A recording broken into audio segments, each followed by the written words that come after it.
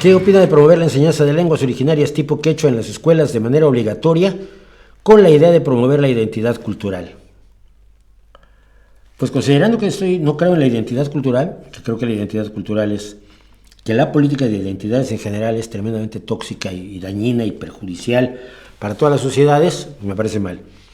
A mí me parece que idiomas como el quechua o el náhuatl, sus muchas variantes, porque el náhuatl se ha dividido en numerosísimas variantes, o el celtal, el tzotzil, las distintas lenguas de la rama maya, o el zapoteca, con todos los idiomas, los 56 grupos etnolingüísticos que hay en México, y me imagino que algo pasará en la zona andina parecido, por lo menos quechua y aymara sé que existen, tampoco estoy muy informado.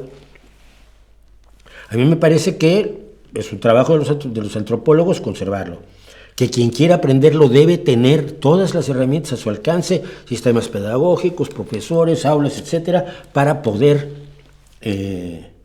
aprender el idioma que quiera. Hacerlo obligatorio ya no me parece, porque te aleja de la lengua común. No hay probablemente no hay mayor discriminación, mayor alejamiento que el de dos personas que no hablan el mismo idioma. Por eso ha habido lenguas francas a lo largo de toda la historia de la humanidad. El latín fue la lengua, primero el griego. En el mundo prerromano el griego era el que se hablaba en toda la zona del Mediterráneo, en toda la cuenca mediterránea. Y lo hablaban igual en Jerusalén que en España. Después el latín es la lengua franca. Durante muchos años el francés fue la lengua franca, ahora es el inglés. Aprender una lengua minoritaria de manera obligatoria, en vez de una lengua mayoritaria que te permita un mayor desarrollo por la identidad, me parece totalmente absurdo. ¿Qué valor tiene realmente la identidad? Identifícate como ser humano. Identificarte como ser humano es muy importante. Pero si te empiezas a identificar como miembro de un grupo cada vez más reducido, el quechua seguramente tiene varios dialectos, varias formas de ser.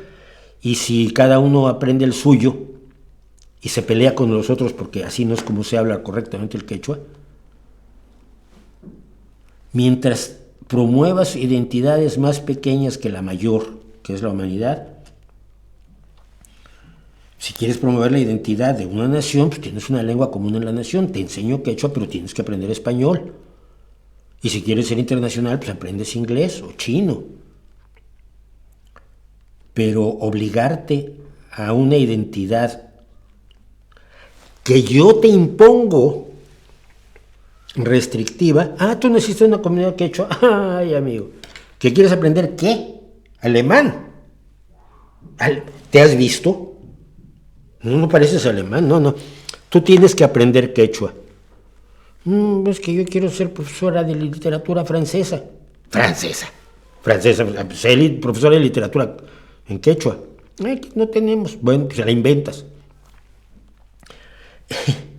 Es tan absurdo todo el concepto de las identidades, y sobre todo de las identidades impuestas, de las identidades porque naciste allí. Entonces, eres católico, eres cristiano, eres evangelista, eres judío, eres musulmán porque naciste allí. Y tienes que hablar este idioma y no otro idioma porque naciste allí. Oye, es que a mí yo me siento identificado con la música rusa y quiero hacer no, tú tienes que aprender mariachi. ¿Por qué? Pues porque naciste en México. Entonces tomé una guitarra. Es que yo quiero tocar la balalaica. No seas payaso. No se toca la balalaica. Aquí tenemos guitarra. O guitarrón o vihuela o lo que ustedes quieran. Cuando lo vemos así es tan profundamente bobo y tan dañino y tan limitante para los niños que debería darnos vergüenza planteárnoslo.